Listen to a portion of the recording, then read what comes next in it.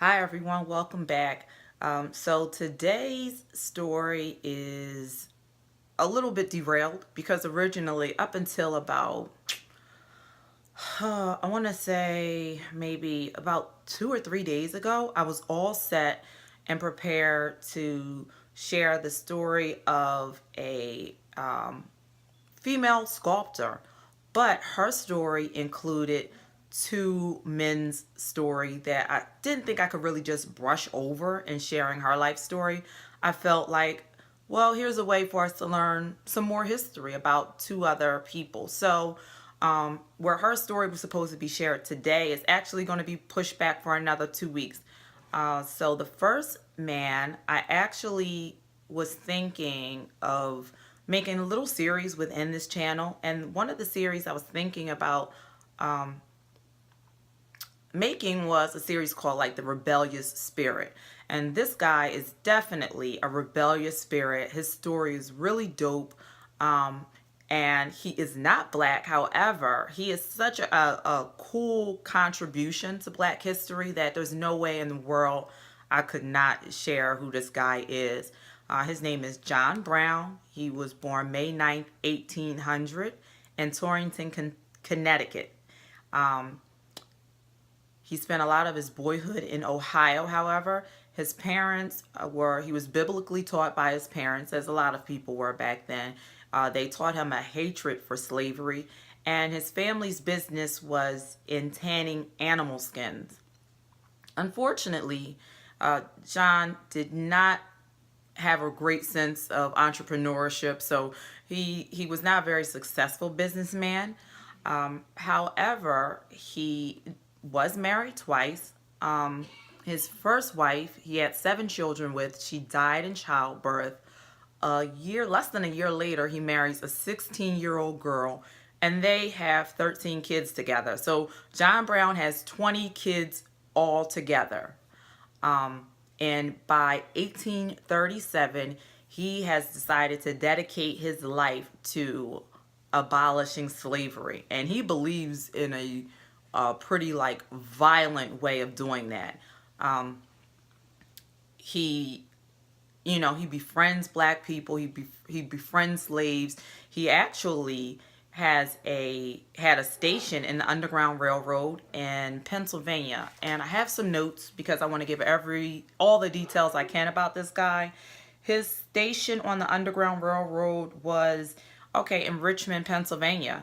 Of course, he believed in the equality of the races. And he settled in 1855 in Kansas with 5 of his sons to help secure the territory's entry as a free state. In 1856, 4 of his sons, as well as a son-in-law and 2 other men, murder 5 pro-slavery men living on the banks of Pottawatomie Creek. So please bear with me with some of these pronunciations.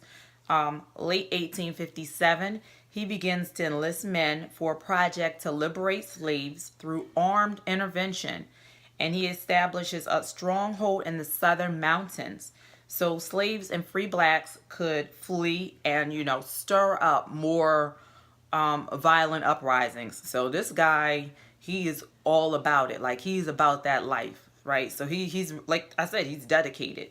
And in early 1859, he rents a farm near Harper's Ferry, which is now West Virginia. He collects followers and as well as weapons.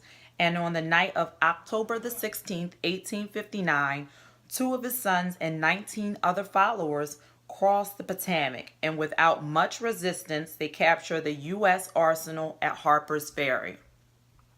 They made the inhabitants prisoners and took general possession of the town.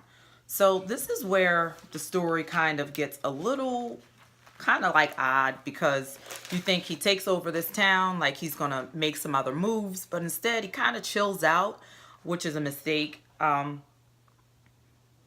Him settling down in this area instead of like just capturing this town and making his next move, it gives the local militia a chance to block his escape.